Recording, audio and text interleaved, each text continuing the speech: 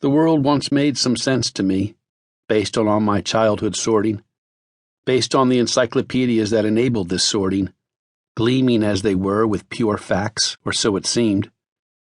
I loved those facts, loved every game that made them, loved baseball, football, basketball, boxing, tennis, golf, hockey, soccer, auto racing, bike racing, horse racing, boat racing, sprinting, swimming, skating, slaloming, diving, hurdling, flinging, vaulting, tumbling, lifting, leaping, anything and everything that bred winning and losing, greats and nobodies, grace from chaos.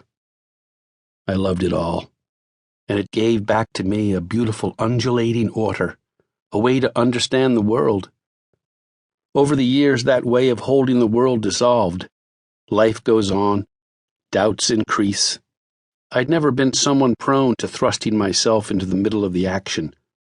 From the beginning, my encyclopedic approach to the world was a way to hold it at arm's length, to be a spectator, a fan. And as I grew older, my tendency toward the sidelines only increased, as if I were seeking a still point from which I could gaze safely out at the baffling blur. But where is there a still point? Where is there an encyclopedia with facts beyond question? There's no more order to any alphabetical listing, just as there's no home run king anymore.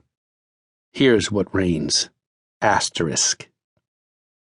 It's always lingering, that stick figure star, waiting to attach itself to any name, any win, any moment of bliss, to twist itself into the skin of certainty and connect it to equivocating textual marginalia. It has most commonly happened after the fact, such as in the case when one of the most accomplished athletes ever, Lance Armstrong, was found to have been illegally doping his blood and had all 7 of his Tour de France titles retroactively stripped, necessitating the affixing of asterisks to an encyclopedia's mention of victories attached to a storybook name. But it can happen before the fact, too, as in the case of the current holder of the record for career home runs, Barry Bonds. Because he was generally assumed to have used banned substances to enhance his already prodigious skills, and perhaps also because of the widespread perception that he was a surly asshole, Bonds, in the court of public opinion, had his name branded with an asterisk even before he dethroned Hank Aaron.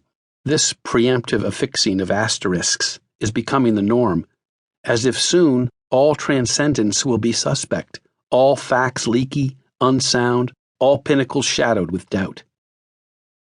Pushing against this blooming of asterisks is my compulsion to put words into the very first minutes of my son's life.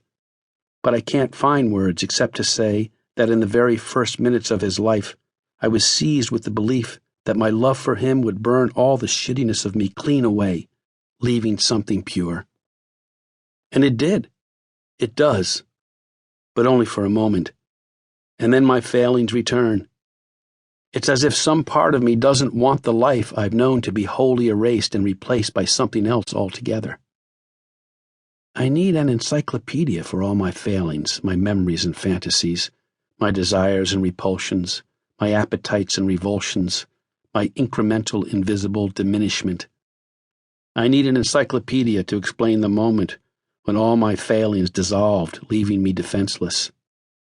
The baby in my arms jerked and reached and squalled.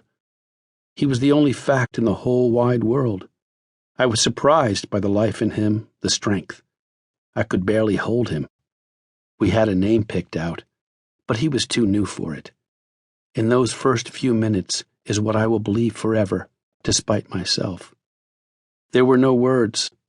There was nothing to which an asterisk could attach.